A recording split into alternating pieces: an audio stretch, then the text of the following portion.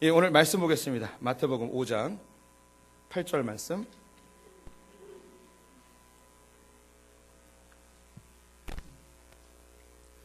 마태복음 5장 8절 말씀 우리 함께 한 목소리로 읽겠습니다. 마음이 청결한 자는 복이 있나니 그들이 하나님을 볼 것이며. 한 번 더 읽습니다. 마음이 청결한 자는 복이 있나니 그들이 하나님을 볼 것이며. 아멘. 우리 성도님들 하나님 보고 싶으세요? 네. 한 번쯤 하나님이 나에게 나타나셔서 뭐라고 좀 말씀해 주시길 바라는 마음이 있을 것입니다. 그리고 내 길을 좀 인도해 주시고 어떻게 살아야 될지, 이 막막한 현실을 어떻게 뚫고 나가야 될지, 이 불안한 심정 가운데 주님께서 뭔가 굳센 믿음을 주시기를 바라는 마음으로 하나님 한 번쯤 만나봤으면 좋겠다라는 생각을 하시게 되죠. 오늘 여기 답이 있네요. 마음이 청결하면 하나님 볼 수 있다고 합니다. 오늘부터 세제를 드시기 바랍니다. 세제를 드셔서 깨끗하게 속을 청소하셔서 주님을 만나시면 바로 갑니다. 응급실로 실려갔다가 바로 주님께 만날 수 있습니다. 주님은 정확하십니다. 네, 어릴 때에 부흥회나 수련회 때에 혹은 기도원에 갔을 때에 하나님 만나게 해달라고, 주님 한번 보여달라고 소나무 뿌리 붙들고 또 의자 붙들고 열심히 기도했던 기억도 있습니다. 종종 어떤 성도님들의 환상을 보았다는 간증이나 입신하에서 천국을 봤다는, 하나님을 만났다는 그런 간증들을 들으면서 나도 하나님을 만날 수 있지 않을까라는 기대감을 가지고 있었는데요. 성경은 답이 있습니다. 우리가 하나님을 볼 수가 없다는 것입니다. 근데 여기 만난다고 했네요. 이것은 좀 다른 의미이겠죠. 하나님은 거룩하시고 우리는 죄인이기 때문에 주님에게 우리가 나아가는 순간 우리는 사망에 이르게 되어집니다. 그래서 이 죄의 사망을 통과한 사람만이 하나님을 볼 수가 있는 것이죠. 주님을 만나고 싶어하는 사람은 우리뿐만 아니었고요. 구약에 있는 많은 선배들도 주님을 만나고 싶어 했습니다. 한 구절 찾아볼게요. 시편 41편 1절에서 3절 말씀인데 제가 읽겠습니다. 하나님이여 사슴이 시냇물을 찾기에 갈급함같이 내 영혼이 주를 찾기에 갈급하나이다. 내 영혼이 하나님 곧 살아계시는 하나님을 갈망하나니 내가 어느 때에 나아가서 하나님의 얼굴을 배울까. 사람들이 종일 내게 하는 말이 내 하나님이 어디 있느냐 하오니 내 눈물이 주야로 내 음식이 되었도다. 이 시편 기자는요, 사슴이 시냇물을 찾아 헤매이듯이 자신이 하나님을 찾아서 헤맸다는 거죠. 주님 너무너무 보고 싶다는 거예요. 보고 싶은 이유가 있네요. 우리가 아무 때나 하나님을 찾는 거 아니에요. 우리 성도들이 발 뻗고 배부르고 등 따시면 절대 하나님 안 찾습니다. 하나님을 찾아야 되는 상황이 있는 거죠. 이때에 시편 기자는 내 하나님이 어디 있느냐라고 공격을 받고 있습니다. 삶이 고단해요. 문제가 많아요. 예수를 믿어도 교회를 다녀도 삶에 뭔가 풀리지 않는 거예요. 사람들이 이야기하는 거죠. 교회 다니도 왜 그 모양이냐고. 교회에서 충성하는데 왜 그거밖에 안 되냐고. 하나님께 그렇게 헌금했는데 자식이 왜 그 모양이냐고. 이렇게 내 삶에 뭔가 문제가 생겼을 때, 앞뒤가 꽉꽉 막혔을 때에 우리의 자연스러운 반응이 뭐냐면 눈물입니다. 눈물. 이 팔복은요, 앞에 있는 4개와 뒤에 있는 4개가 쌍이 되어진다고 말씀드렸습니다. 그래서 지난 시간에 보았던 긍휼히 여기는 자는 긍휼히 여김받는다고 했는데, 이 긍휼히 여기는 자는 누구냐면 내게 결핍이 있는 자가 하나님께로부터 뭔가 체험을 얻게 되면 이 은혜에 감사하여서 누군가를 돕게 되어지는 자연스러운 현상이 이 긍휼입니다. 그렇다면 여기 이제 마음이 청결하다는 것은 무엇과 연결이 되겠습니까? 애통하는 자와 연결이 되어 있는 거예요. 우리의 마음을 깨끗하게 하기 위해서 반드시 필요한 게 뭐냐면 바로 눈물입니다. 애통해 하는 거예요. 나의 현실, 나의 아픔, 나의 고난 가운데 하나님 어찌하면 좋습니까? 라는 이 고백이 눈물로 애통함으로 나오게 되어지는 것이죠. 우리 때로는 인천의 하늘이 너무나 스모그로 답답해 있는 상황을 보실 때가 있습니다. 이때 우리가 바라는 게 있죠. 소낙비 한번 쫙 내려서 깨끗해졌으면 좋겠다는 생각. 우리의 마음속에 여러 가지 지저분하고 답답하고 어두웠던 것들이 눈물이 한번 싹 쏟아지면, 애통함이 있게 되면 이게 깨끗게 되어지는 거예요. 그렇다면 여기서 우리 성도님들이 한 가지 힌트를 얻을 수 있어요. 하나님은 우리 성도님들을 너무너무 보고 싶어 하십니다. 우리가 하나님을 보고 싶어 하는 것보다 하나님이 우리 성도님들을 더 보고 싶어 하십니다. 지난 시간에 제가 성례식 때 하나님이 우리를 얼마나 보고 싶어 하는지 제가 가슴을 찢으며 우리 성도님들에게 말씀을 드렸습니다. 하나님 우리를 너무너무 보고 싶어 해요. 그런데 우리가 하나님을 생각보다 별로 찾고 싶어 하지 않는다는 거예요. 그래서 하나님께서는 우리로 하여금 우리를 청결하게 하기 위해서 애통해하는 상황으로 우리를 몰고 가신다는 거예요. 그래서 우리가 어쩔 수 없이 눈물을 흘리는 상황이 되어지면 우리의 심령이 깨끗해 되어져서 하나님을 찾는 마음이 생기게 되는 것이죠. 안타까운 건 뭐냐면 오늘날 많은 그리스도인들이 애통해야 되는 상황 속에서 애통하지 아니한다는 거예요. 주님께서 애통의 상황으로 몰고 가시면 눈물을 흘리며 하나님을 찾아야 되는데 주님께 나오지 않는다는 것이죠. 우리 소풍의 성도님들 중에서도 참 안타까운 상황에 놓여 있는 분들이 많이 있어요. 그래서 하나님께 묻습니다. 하나님, 나 왜 이래야 돼요? 나 이렇게 계속 살아야 돼요? 하나님 어디 계신 거예요? 나 도와주는 거 맞아요? 라는 생각이 들어요. 그러면 그런 생각이 들 때 뭐 해야 되냐면 눈물로 하나님께 애통하며 기도해야 되는데 그 기도의 자리에 그런 분들이 잘 보이지 않는다는 것이죠. 하나님 우리를 만나고 싶어 하세요. 그래서 우리에게 애통해야 되는 상황으로 몰고 가실 때가 있어요. 여기 계시는 많은 분들이 그 애통해야 하는 상황 속에서 주를 만나신 분들이에요. 그 하나님이 어떻게 생긴지 몰라요. 하지만 그분이 계시다는 걸 알게 되고요. 우리 마음을 위로하시고 샘을 주시고 나로 하여금 하나님의 자녀임을 느끼는 놀라운 충만함을 그 애통의 순간에 경험하신 분들이 이 가운데 많이 계시다는 것입니다. 이 애통함을 가지고 주님께 나아가면 이게 비잖아요. 비인 마음 나는데 깨끗해진 마음 속에 청결은 또 하나의 의미가 있습니다. 무엇이냐면 이 눈물로 애통함으로 깨끗해 되어진 것을 더럽히지 않는 거예요. 더럽히지 않는 것이 무엇인지 이 시편 기자가 42편 5절에 이어서 이야기를 하고 있습니다. 같이 읽어보겠습니다. 내 영혼아, 내가 어찌하여 낙심하며 어찌하여 내 속에서 불안해하는가? 너는 하나님께 소망을 두라. 그가 나타나 도우심으로 말미암아 내가 여전히 찬송하리로다. 네, 이 구절이 오늘의 주제이기도 합니다. 시편 기자는 하나님께로부터 음성을 듣습니다. 내 영혼아, 내가 어찌해 낭망하냐? 네가 왜 불안해하느냐? 네가 하나님만 바라봐라. 하나님만 소망해라. 그럼 그 하나님께서 너에게 나타나셔서 너를 도와주실 것이다. 이제 이게 공식이 되어지는데요. 애통함이 있어요. 그럼 우리 마음이 깨끗해 됩니다. 그럼 이 깨끗한 마음을 가지고 온전히 주님만 바라보게 되면 주님께서 나타나셔서 우리를 위하여 일하시는 거예요. 다시 한번 정리해 드릴게요. 애통함이 있고요. 우리가 청결하게 되어지면 온전히 주님만 향하게 되면 주님께서 우리를 위하여 일하심을 보게 된다는 것입니다. 이스라엘 백성들 가운데 하나님께서 그들을 애통하게 하는 상황 속에 고난과 시련 가운데 그들 눈물을 흘리게 하였습니다. 하나님을 바라볼 수 있는 상황으로 만들어 주셨는데 하나님을 바라보지 아니하고 다른 것들을 붙드는 상황이 벌어지게 되었습니다. 우리들도 마찬가지예요. 하나님께서요, 주님을 만날 수 있는 좋은 기회로 우리를 애통해야 하는 상황으로 몰고 가세요. 그런데 애통해야 하지 아니하고 이 문제를 빨리 해결할 수 있는 다른 방법들을 자꾸 찾는 거예요. 하나님이 살아계신 우리에게 경험시키고 우리를 만나고 싶어 하시는데 우리는 자꾸 그 주님 붙들지 않고 다른 것들을 붙들게 되는 경우가 많다는 것이죠. 사람 붙들고요, 재정을 붙들기도 하고요, 혹은 요행을 구하기도 하고요, 때로는 로또를 붙들기도 한다는 것입니다. 예레미야서 29장 12절과 13절 말씀을 같이 읽어보겠습니다. 시작. 너희가 내게 부르짖으며 내게 와서 기도하면 내가 너희들의 기도를 들을 것이요 너희가 온 마음으로 나를 구하면 나를 찾을 것이요 나를 만나리라. 이스라엘 백성들이 가나안 땅에 들어가 주님만 마음과 뜻과 정성을 다해서 섬기기로 명령을 받았지만 그들은 강한 나라가 되기 위해서, 부유한 나라가 되기 위해서 다른 타 민족들과 동맹을 맺고 외교적, 경제적, 군사적으로 강한 나라를 꿈꿨습니다.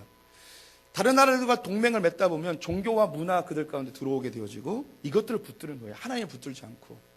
하나님은 이스라엘 백성들을 만나고 싶어서 타 민족들에 의하여 공격을 받게 하여서 그들이 붙들고 있던 것들을 내려놓게 합니다. 그러면 다시 하나님을 붙들어야 되는데 이 내려놓은 것들을 포기하지 못하고 더 강한 민족, 더 강한 나라와 동맹을 맺는 어리석음을 보이게 되어지죠. 그래서 주님이 이스라엘 백성이 멸망할 즈음에 예레미야를 통해서 선포합니다. 내게 제발 와서 좀 기도를 해라. 애통해야 하는 상황이 되면 제발 나에게 좀 와라. 나를 좀 붙들어라. 그럼 내가 너희를 찾아가서 너희를 만나주겠다. 하나님이 도와주시겠다는 거죠. 우리 성도님들에게 하나님이 애통해야 하는 상황으로 몰고 가신다면 우리 성도님들이 깨달으셨으면 좋겠습니다. 아, 하나님을 만날 수 있는 절호의 기회이구나. 이때 다른 거 붙들지 않고 하나님께 나와서 애통해하며 기도해야 되는구나. 주님이 만나주십니다. 제가 작년에 이런 말씀을 하면서 한 해를 시작했어요. 한 달 동안 30일만 교회에 나와서 하루에 1시간씩만 기도하시면 하나님께서 반드시 만나주신다고. 짧게는 보름이고 길어야 한 달이라고. 자기의 개인의 기도의 시간을 집에서 말고요, 다른 것들을 다 끊고, 텔레비전, 핸드폰 이거 다 끊고 그냥 교회 와서 하나님과 1시간씩만 만나기 시작하면 그냥 처음에는 만나지지도 않고 주님의 음성도 들리지 않지만 그냥 앉아만 있으면 1시간만 채우고 가도 빠르면 보름, 길어야 한 달 주님의 살아계심을 모든 분들이 느낄 수 있어요. 안 하면 제가 갚아드릴게요. 한 시간에 5만 원씩 쳐가지고. 예, 한번 해보시라고요. 해보세요. 주 우리 너무너무 만나고 싶어 하시는 것이죠. 제가 설교를 준비하면서 하나님의 살아계심과 주님을 만날 수 있는 제일 좋은 기회가 어떤 것인지 제 경험을 토대로 한번 생각해 봤습니다. 그것은요, 전도 여행이었어요. 우리 교회는 3년에 한 번씩 BBC라는 제자 훈련을 합니다.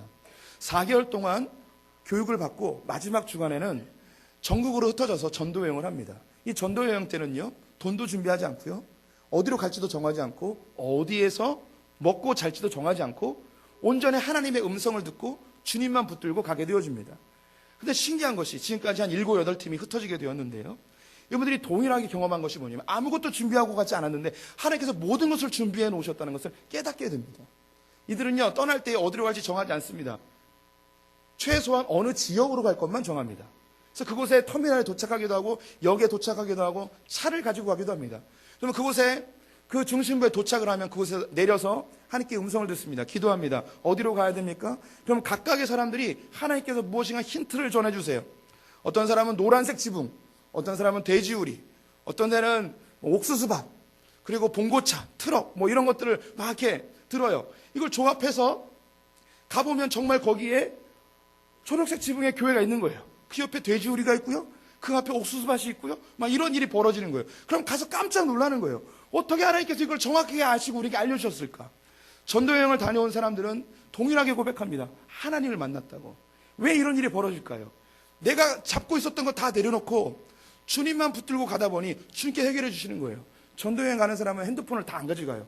모든 연락수단을 다 끊고 주님만 붙들고 갑니다. 저 역시 대학 시절을 CCC에서 보내며 거짓순례라는 걸 많이 했습니다. 가서 아무것도 가지지 않고 전도하러 다니는 거죠. 그럼 농담 반, 진담 반 해서 이 전도팀들이 가면서 하나님 너무 다리 아파요, 뭐 탈 것 좀 보내주세요. 그러면 경운기가 지나가고 트럭이 지나가고 그거 타고 막 가는 거예요. 가면서 주님 감사합니다. 주님 놀랍게 응답하셨네요. 오늘 저녁은 삼계탕으로 준비해 주세요. 막 이렇게 농담처럼 주님께 기도하면요, 진짜 저녁에 삼계탕이 준비되는 거예요. 뭐 고기 먹고 싶어요. 그러면 막 삼겹살이 나오고요, 막 이러는 거죠.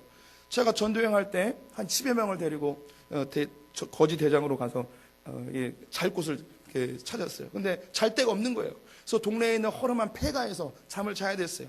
소똥, 쥐똥, 새똥 막 있고 다 무너져가고 있는데 자기 나의 팀원들의 눈초리가 너무 따가웠죠. 그래서 여기서 자야 됩니까, 주님? 진정 여기입니까?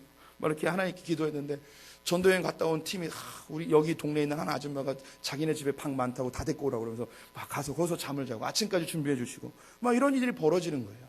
그러니까 내가 의지했던 걸 다 내려놓고 주님만 바라보니까 그 안에 하나님의 살아계심을 막 경험하는 거예요.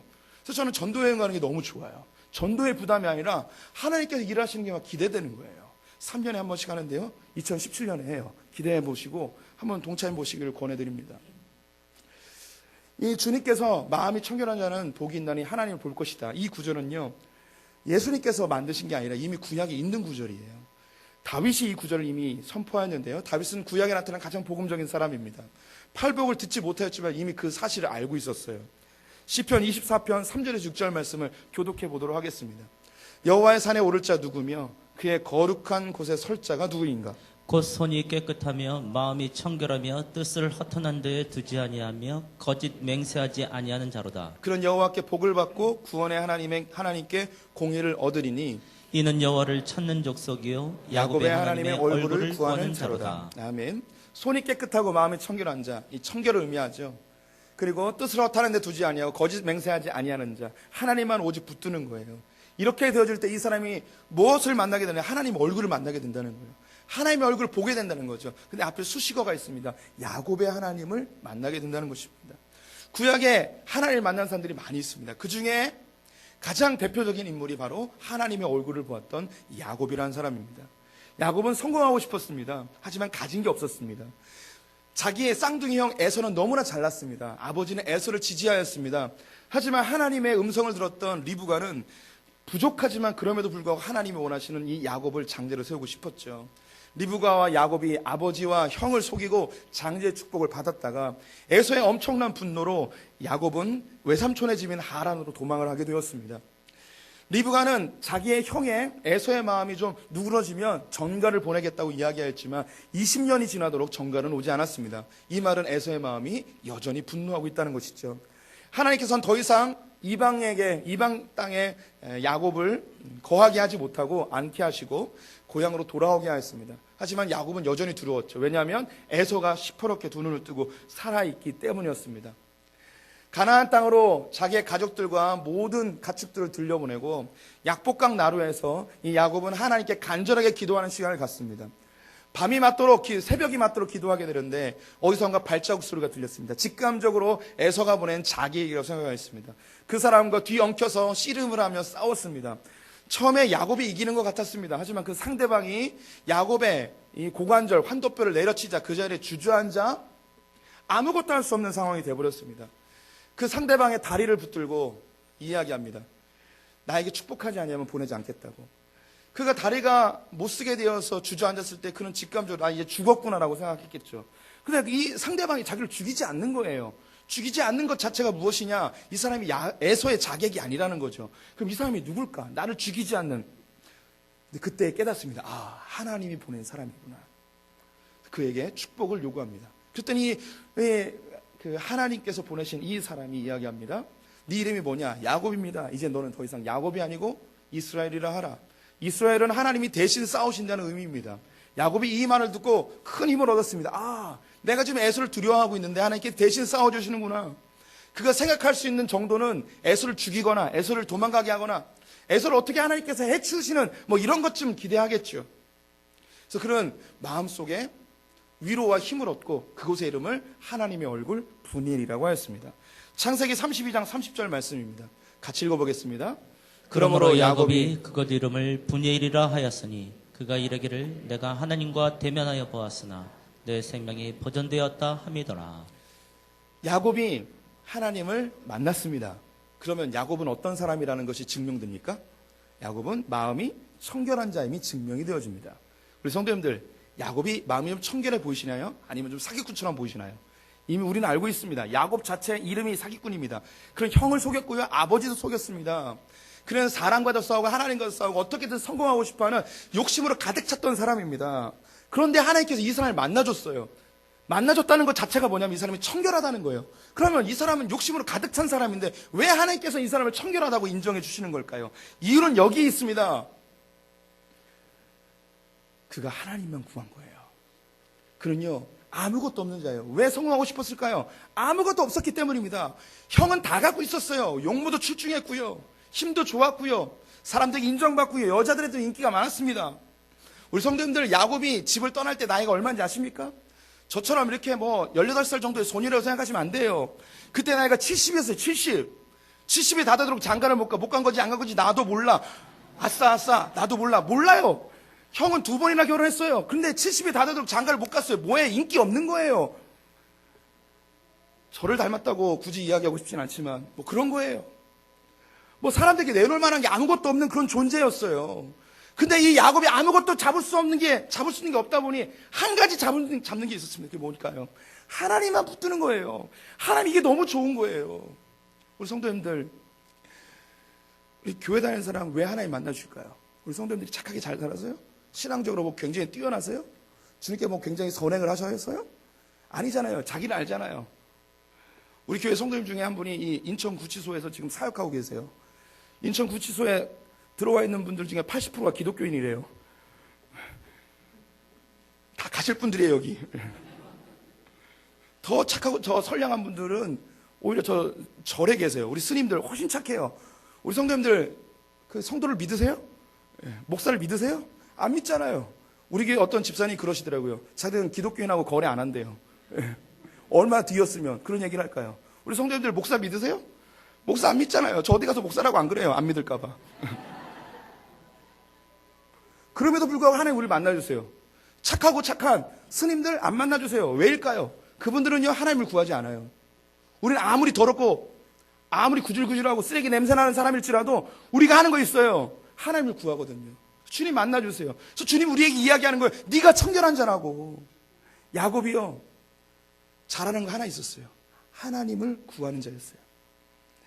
가나안 땅을 떠날 때 베델에서 하나님께 돌단을 쌓아서 주님 이곳에 내가 다시 돌아오게 하시면 내가 주님께 11조를 드리겠습니다 하면서 나를 돌아오게 하실 이는 내 능력이 아니라 하나님밖에 없다는 것을 이야기하는 거죠. 약복강을 건너가기 전에 주님 나를 이 가나안 땅에서 목숨이 유지되어 살 수 있게 하시는 것은 주님밖에 없습니다라고 주님께 기도하는 자였어요. 얼마나 좋을까요? 우리 성도님들 자녀를 키우다가 모범생이에요. 공부 잘해요. 근데 아버지 무시해요. 아버지가 와도 인사도 안 해요. 엄마가 와도 말도 안 걸어요. 그런 아들 좋아하시겠어요? 공부 드럽게 못해요. 맨날 망설여요. 그런데 엄마 아빠가 들어가면 아빠 오셨어요 하면서 문 앞까지 나오는 자식 누가 더 예쁘세요? 예, 나중에 누구한테 유산을 더 물려주시겠냔 말이에요. 알았어요. 예, 공부 잘하는 놈. 하나님이 인격이세요. 아무리 뛰어나고 아무리 잘나도요, 하나님을 찾지 아니하면 하나님 만나주지 않는 거예요. 나 만나기 싫어하는데 뭐하러 만나요, 주님께서. 야곱이 그런 자였어요. 이 야곱이요, 하나님을 경험하고 하나님의 얼굴을 보고 에서를 만납니다. 놀라운 것이요, 그는 하나님께서 에서를 없애거나 에서를 무서움에 두려움에 떨게 해서 도망가게 하거나 이 정도 생각했겠죠. 그런데 에서와 마주쳤을 때 에서가 야곱을 보고 달려와 그를 끌어안고 눈물을 흘리며 볼에 뽀뽀를 하면서 동생 잘 있었냐고 눈물을 펑펑 흘립니다. 그 사이에 20년 동안 묵었던 그 죄가 사라지고 화해가 일어났어요. 이때 야곱이 깨달았습니다. 하나님께 싸워주시는 건 에서를 없애는 게 아니고 에서와 내 사이에 있었던 이 죄를 없애는 거였구나. 이때 야곱이 놀라운 사실을 발견하게 됩니다. 지금까지는 적이었고 지금까지는 자기의 원수였던 이 형님이 이 죄가 사라지니까 그 안에 역사하고 계시는 하나님이 보이기 시작합니다. 창세기 33장 10절 말씀 같이 읽어보겠습니다. 야곱이 이르되 그렇지 아니하니이다. 내가 형님의 눈앞에서 은혜를 입어 싸우면 청하건대 내 손에서 이 예물을 받으소서. 내가 형님의 얼굴을 배운즉 하나님의 얼굴을 본 것 같사오며 형님도 나를 기뻐하심이니이다. 이 구절은 정말 중요한 구절입니다. 야곱이 에서와의 사이 속에서 죄가 사라지자 에서 속에 있는 하나님이 보이기 시작하는 거예요. 하나님께서 우리를 창조하실 때에 하나님의 형상으로 만드셨어요. 이걸 성경에서 다양한 언어로 쓰는데요, 우리에게 씨를 심으셨어요. 우리가 흙으로 지음 받았잖아요. 우리는 흙이에요. 땅이에요. 땅이에요. 땅에 하나님의 씨를 담으셨어요. 씨를 심었어요. 그래서 여기서 하나님의 나라가 이루어지는 거예요. 하나님 열매가 여기서 나오는 거예요. 우리가 완성되어지면 이 땅에서 우리가 재배되어지고 주님께서 저 천국으로 우리가 분갈이 하게 되어지는 거예요. 그래서 우리가 여기서 자라나는 거죠. 그런데 아담과 하와가 범죄함으로 인해서 우리가 부끄러워서 우리를 가리기 시작했습니다. 그러면서 그 상대방 속에 있는 뭐가 안 보이는가? 하나님의 형상이 보이질 않는 거예요. 근데 이 사이에 죄가 사라지게 되어지면 무엇이 보이는가? 그 안에 숨겨있는 하나님의 씨가 보이는 거예요. 하나님의 형상이 보이기 시작하는 거죠. 그래서 우리 성도님들 부부 사이에, 가족 사이에, 지체들 안에 죄가 사라지면 그 사람이 하나님의 모습을 보여줘요. 옆 사람 한번 보세요. 하나님의 얼굴을 보이는지 주름살만 보이시는지. 왜? 주름살은 사라지고 하나님의 모습만 보여지는 그런 놀라운 역사가 일어나요. 저 오늘 성도님들 너무너무 아름다워요. 겉은 후패하였으나 속이 아름답다고요. 하나님의 형상으로 지금 변화되고 있는 모습이 너무너무 아름다워요. 하나님께서 제 안에 예수 그리스도의 보혈로 내 죄가 깨끗게 되어지고 상대방의 죄가 깨끗해졌으면 이게 신뢰함으로 하나님의 형상인 아버지의 백성들이 보여지는 거예요. 이 세상에서 사람들은 하나님을 보이라고 이야기합니다. 하나님 보여주실까요? 안 보여주세요. 하지만 하나님께서는 당신을 나타냅니다. 어떻게?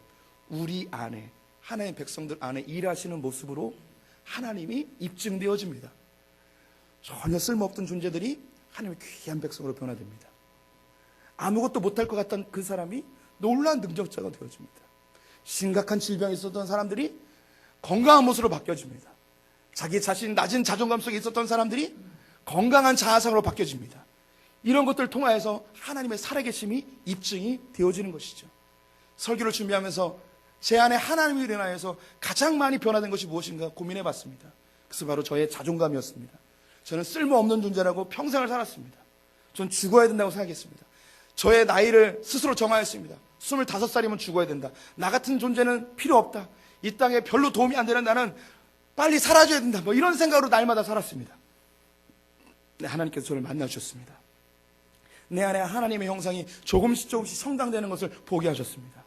그래서 저를 다르게 바라보게 되었습니다. 천하보다 귀한 존재임을 알게 되었습니다. 저는 얼굴도 못생기고 키도 작습니다. 하지만 대책 없는 자신감으로 그냥 나아가는 겁니다.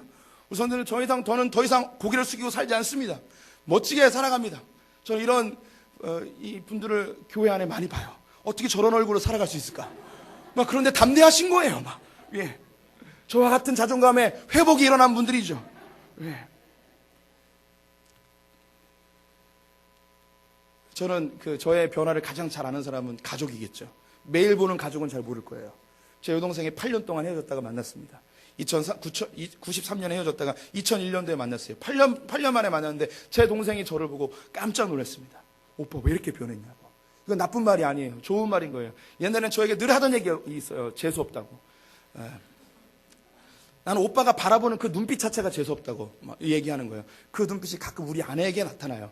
우리 아내가 저보고 재수없다고 이야기를 하는데, 네. 그 뭐 있잖아요. 그 비웃는 듯한 눈빛, 무시하는 듯한 눈빛. 제게 이런 눈빛이 아주 강해요. 가만히 있으면 그 눈빛이 나와요. 그런데 주님 안에서 이게 바뀌어지는 거예요. 동생이 이걸 아는 거예요. 8년 사이에 하나님께서 저를 바꿔놓으셨어요. 하나님이. 제가 이야기하죠. 나를 이렇게 바꾼 것은 하나님이시라고. 우리 성도님들을 바꿔가는 분은 하나님이십니다. 우리 안에 선한 일을 행하시는 이가 마지막 때에 완성해 주십니다. 빌립보서 1장 6절 말씀 같이 읽어보겠습니다. 함께 읽겠습니다. 너희 안에서 착한 일을 시작하시니까 그래서 예수의 날까지 이루실 줄을 우리는 확신하노라. 확신하노라. 하나님께서 우리 성도님들을 하나님의 형상으로 만들어가고 계십니다. 바로 우리 성도님들이 하나님의 형상 주님이십니다.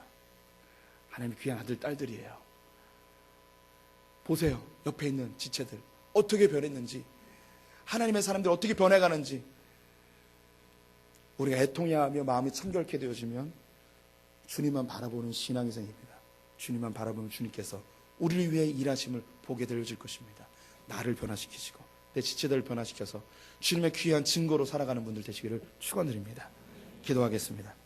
하나님 아버지, 우리의 인생 가운데 애통해야 될 일이 많이 있습니다.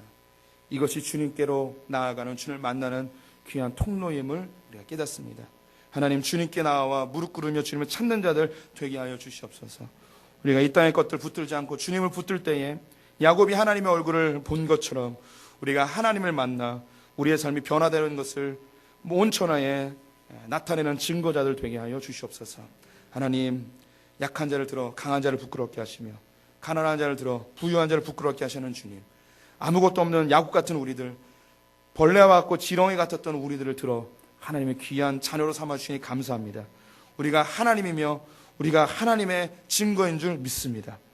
지금 우리 주 예수 그리스도의 은혜와 하나님 아버지의 무한하신 사랑과 성령의 교통하심이 예수 그리스도와 함께 십자가에 못 박혀 죽어 우리는 사라지고 하나님 형상만이 드러나기를 원하는, 그래서 에덴 동산에서 아담과 하와가 그렇게 꿈꿨던 하나님처럼 되기 원했던 것이 성령이 우리 안에 임재되어져 진정한 하나님의 그 신에 연합되어진 그 삶을 살기로 결정한 소통의 성도님들 가운데 지금부터 영원토록 함께 있을지어다.